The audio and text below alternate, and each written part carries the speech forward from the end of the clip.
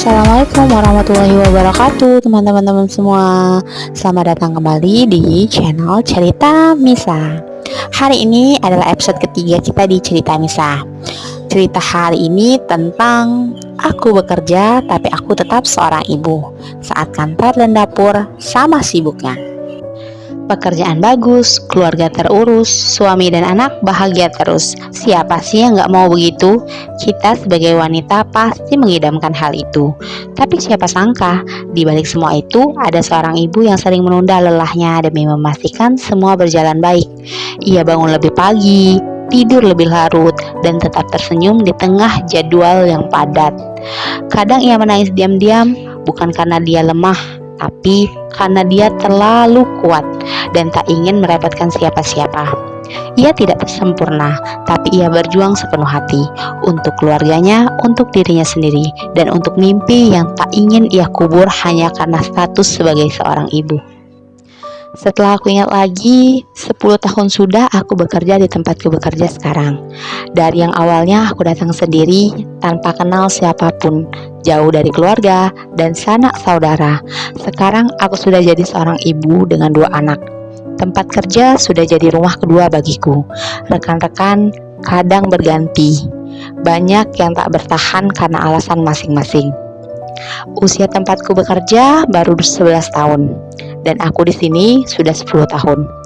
Meski aku bukan yang bergabung dari nol, tapi aku tumbuh, belajar banyak di sini. Bukan gaji atau fasilitas mewah yang mereka berikan, jauh dibandingkan perusahaan-perusahaan di kota besar. Kami berada di daerah, jauh dari keramaian, jauh dari pasar. Tapi di sini aku bertemu orang-orang hebat yang sudah seperti keluarga. Saat ada yang sakit, kita merasakan yang sama. Saat ada yang bahagia pun, kita turut bahagia bersama. Banyak cerita, banyak hal yang kami lalui bersama. Aku pun tak menyangka akan bertemu jodoh di sini. Galau, dilema, sebagai seorang ibu pun pernah aku rasakan. Ingin resign? Pernah kok. Aku pernah ngajuin ke atasanku. Bukannya di ACC, aku malah dapat nasihat panjang. Aku diminta memberikan alasan yang lebih baik dari alasan sebelumnya. Karena di surat resignku waktu itu, aku menuliskan alasan ingin menjadi IRT pool, ngurus anak, mengurus suami. Tapi itu tidak bisa ia terima. Ia percaya bahwa aku bisa jadi IRT dan juga ibu pekerja sekaligus. Di perusahaan juga tidak melarang untuk aku dan suami bekerja dalam satu perusahaan. Dia bilang kerja itu bukan soal cari uang, karena perempuan sudah sekolah cari ilmu, menerapkan ilmu yang sudah kamu pelajari, terus berkembang dan tumbuh jadi lebih baik. Dunia semakin berkembang, kita pun juga harus ikut berkembang. Apakah suamimu melarang? Tanyanya. Atau apakah aku sudah menemukan pekerjaan yang lebih baik? Kalau dari kedua alasan itu iya, maka dia akan menyetujui surat resignku. Tapi karena dari suami juga tidak ada paksaan, terus alasan keduaku juga tidak ada, jadi resignku dibatalin. Surat resignku tidak diterima. Atasanku tuh orang baik, sangat baik malah. Dia tidak pernah melarang kami untuk menemukan pekerjaan yang lebih baik kalau ada. Dia akan mendukung kami untuk terus berkembang. Keluarga sebagai prioritas kami sebagai wanita juga tak pernah dibanding-bandingkan. Meski beliau bukan muslim, tapi beliau mengerti wanita taat dan patuh kepada suami itu yang pertama. Kalau memang dari suami ada yang meminta, dia tidak pernah melarang. Tak banyak atasan berpikir seperti itu. Dan juga alasan kami bertahan sampai saat ini karena beliau juga masih di sini. Dia juga banyak bercerita tentang cerita perjuangan beliau dengan istrinya. Banyak hal, tapi intinya kalau tidak ada yang mudah. Semua butuh perjuangan.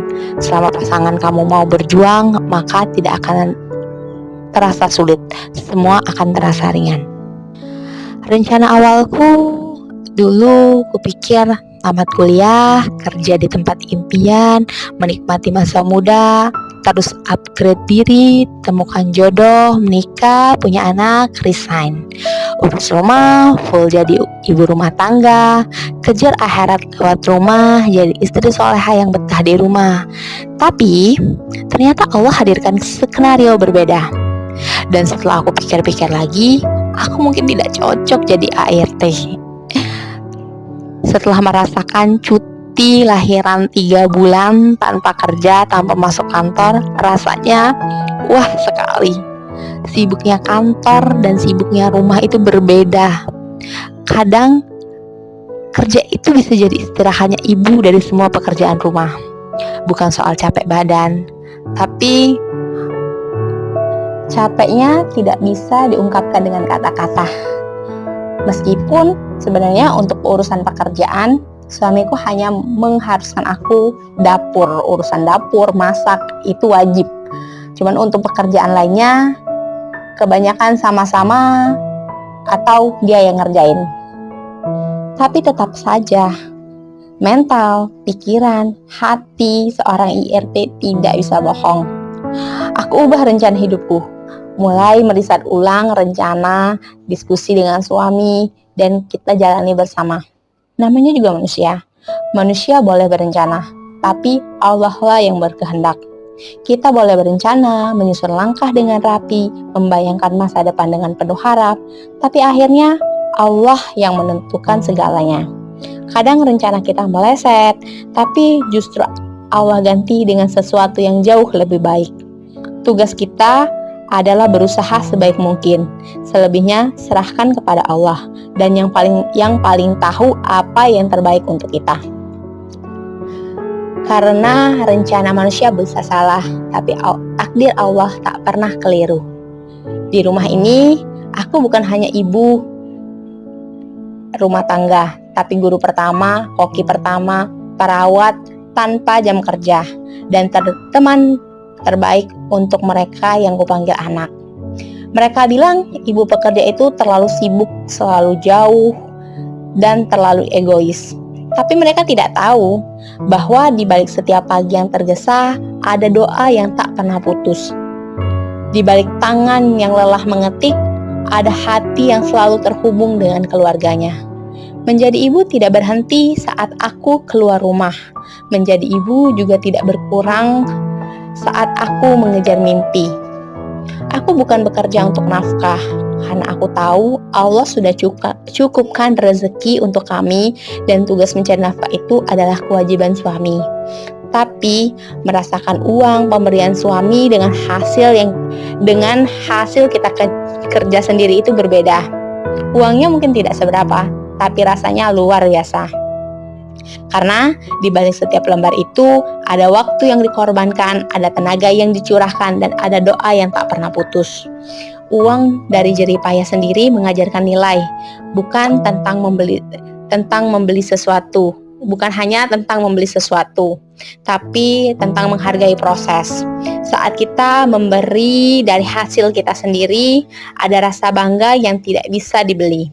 Bukan karena ingin diakui, tapi karena ketika kita ingin memberi keluarga, jalan-jalan, atau membeli hal yang tidak terlalu berguna, tidak dengan rasa bersalah, karena menggunakan uang suami.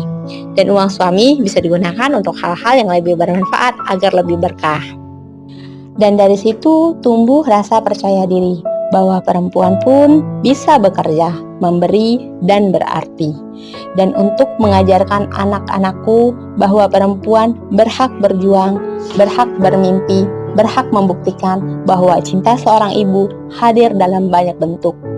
Aku adalah ibu, aku adalah pekerja, dan aku adalah perempuan yang tetap setia pada dua dunia, dan aku bangga. Setiap perempuan punya jalannya sendiri. Ada yang memilih tetap di rumah, ada yang memilih mengejar karir, ada pula yang mencoba merangkai keduanya. Tak ada satupun yang lebih mulia, tak ada satupun yang lebih rendah. Karena ukuran cinta dan keberanian tidak pernah diukur dari tempat kita berdiri, melainkan dari ketulusan hati saat kita menjalani peran. Mari berhenti menghakimi, mari mulai saling menghormati. Karena perempuan hebat tahu bahwa kekuatan sejati lahir dari pilihan yang disadari. Bukan untuk makanan yang dipaksakan. Setiap perempuan berhak bahagia, berhak berkarya, berhak menjadi versi terbaik darinya. Islam pun tidak pernah melarang perempuan untuk berkarya, tapi Islam mengajarkan batas, menjaga martabat, dan menempatkan niat sebagai pusat dari setiap langkah. Seorang perempuan bisa menjadi ibu yang penyayang, istri yang cerdas, sekaligus pribadi yang bermanfaat bagi umat. Karena bekerja bagi setiap wanita adalah bentuk ibadah, selama niatnya benar, jalannya baik, dan tanggung jawabnya tetap dijaga. Diperbolehkan kok dalam syariat dengan syarat: 1. Pekerjaannya halal, yaitu pekerjaan yang hasilnya tidak mengandung yang haram, pekerjaan yang baik, tempat kerja baik, dan tidak melakukan hal-hal yang melanggar hukum atau sesuatu yang bertentangan dengan syariat yang memberikan manfaat bagi banyak orang. 2. Tidak melalaikan kewajiban utama sebagai istri atau ibu bagi yang sudah menikah. Karena sebagai seorang istri dan ibu, keluarga adalah prioritas. Dalam pekerjaan kita mungkin bisa digantikan orang lain. Saat kita tidak bisa bekerja, maka tempat kita pasti sudah banyak yang ingin mengganti. Sehari, 2 hari mungkin akan ada kendala, tapi semua itu akan berjalan seperti biasa. Tapi di dalam rumah kita, siapa yang rela posisinya diganti? Aku pun, selama aku masih hidup, aku ingin tetap menjadi the one and only istri dan ibu bagi anak-anakku. Tak akan kubiarkan orang lain menggantikan posisiku menjadi ratu di rumahku sendiri. 3. Menjaga aurat. Menjaga aurat dan adab saat bekerja merupakan kewajiban bagi setiap muslim, baik perempuan maupun laki. Ini mencakup menutup aurat dengan pakaian yang sesuai syariat, menghindari interaksi yang tidak sesuai dengan adab Islam, dan menjaga etika kerja yang baik.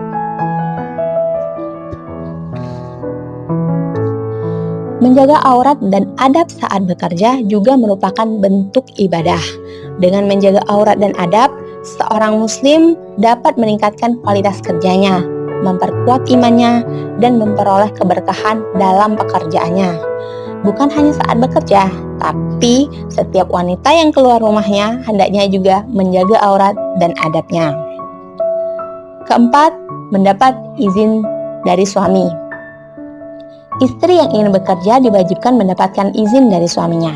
Dalam ajaran Islam, izin suami diperlukan untuk istri keluar rumah, dan itu juga berlaku untuk bekerja. Jika suami tidak mengizinkan, istri tidak boleh bekerja. Suami juga adalah support system terbesar bagi kita, karena selama suami mendukung, suami mengizinkan, semua akan baik-baik saja. Nah, selama 4 syarat itu terpenuhi, maka tidak ada salahnya wanita untuk bekerja. Untuk kalian yang memilih full IRT pun, kalian hebat. Tidak semua perempuan bisa seperti kalian yang rela berkorban untuk keluarga dan mengabdikan diri sepenuhnya mencari surga di rumah.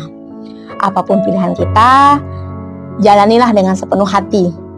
Kita punya ujian masing-masing, punya tantangan masing-masing. Jangan berhenti untuk tumbuh, jadilah versi terbaik dari diri kita. Terima kasih sudah mendengarkan cerita Nisa hari ini. Sampai jumpa di episode selanjutnya. Wassalamualaikum warahmatullahi wabarakatuh.